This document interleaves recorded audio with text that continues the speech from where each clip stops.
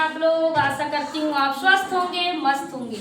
आज हम आपको फिर से पढ़ाएंगे प्रत्यय प्रकरण भाग 6। इसके पहले हमने प्रत्यय प्रकरण भाग 4, 5 पढ़ा चुका है।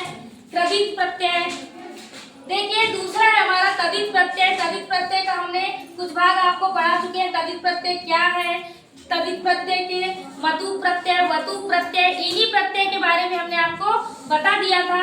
आज हम आपको बताएंगे तीसरा है हमारा तरप प्रत्यय। कौन सा प्रत्यय?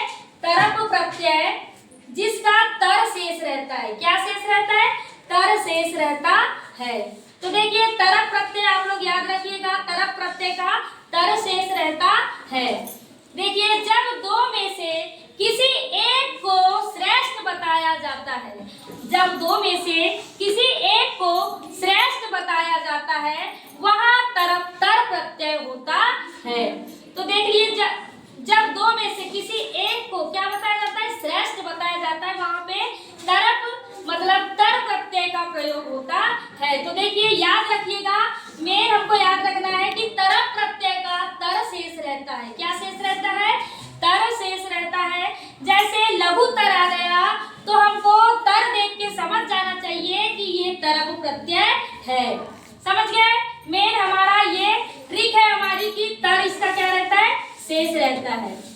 तो देखिए, शब्द है, शब्द आया हमको लघु। क्या आया शब्द हमको? लघु। प्रत्यय है हमारा तरप। प्रत्यय क्या है हमारा? तरप है। तो प्रत्यय युक्त शब्द होगा हमारा लघु तरह। क्या होगा? लघु तरह।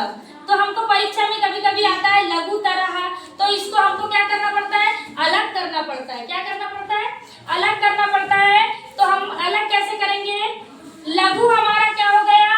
शब्द हो गया, है ना, और प्रत्यय हमारा तरप हो गया। क्या हो गया? प्रत्यय हमारा तरप हो गया। परीक्षा में अक्सर पूछा जाता है कि लघु तर में कौन सा प्रत्यय है, अलग कीजिए, है ना। तो लघु धन तरप बराबर लघु तरह। समझ गए? दूसरा है हमारा शब्द पटु। दूसरा क्या है? पटु। पटु धन तरप बराबर पटु तरह। क्या हो गया? पटु तरह। तीसरा है हमारा गुरु। तीसरा क्या है हमारा? गुरु धन तरप बराबर गुरु तरह। क्या हो गया? गुरु तरह। तीसरा देखिए, चौथा हमारा उच्च धन तरप। उच्च धन तरप बराबर उच्च तरह।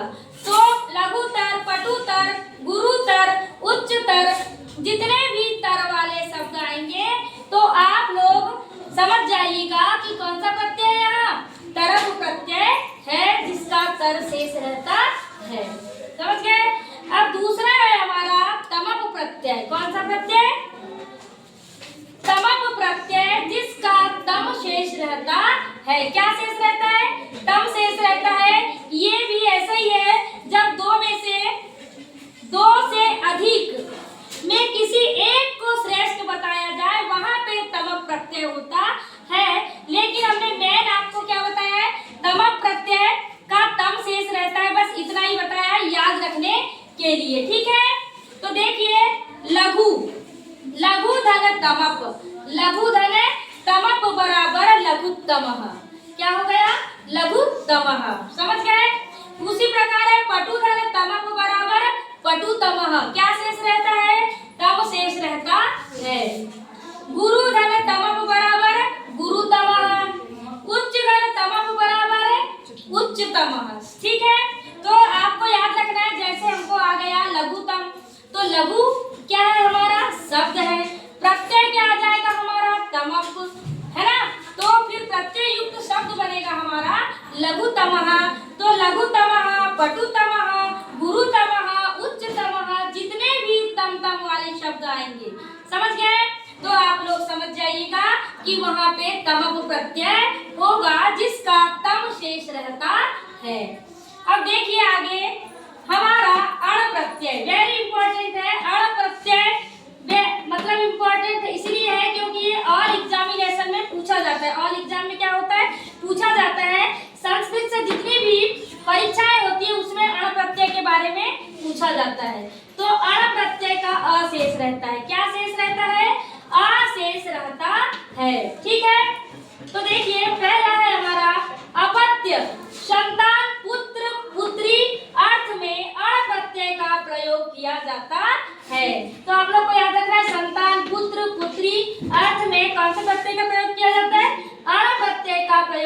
जाता है, इसका आ शेष रहता है। तो शब्द है हमारा मनु। शब्द क्या है हमारा? मनु। प्रत्यय है हमारा अण। प्रत्यय क्या है हमारा? अण। तो प्रत्यय युक्त शब्द हो जाएगा मानव। मानव आ रहा है कि नहीं? हमको दिख नहीं रहा है, लेकिन अ यहाँ है लास्ट में। मानव आ गया अण। अब देखिए पुत्र। पुत्र धन अण बराबर पौत्र। पौत्र क्या आ गया? पौत्र। दनु धन अण बराबर दानव। शिव धन अण बराबर शैव। क्या आ गया? शैव। आ का उच्चारण हो रहा है ना, तो अ उसका क्या हो जाता है? लास्ट में अ शेष रह जाता है। अब देखिए दूसरा है भाव अर्थ में भी अण प्रत्यय का प्रयोग किया जाता है। तो देखिए भाव अर्थ में भी किसका प्रयोग किया जाता है? अण प्रत्यय का प्रयोग किया जाता है। भाव के अर्थ में भी अण प्रत्यय का प्रयोग किया जाता है।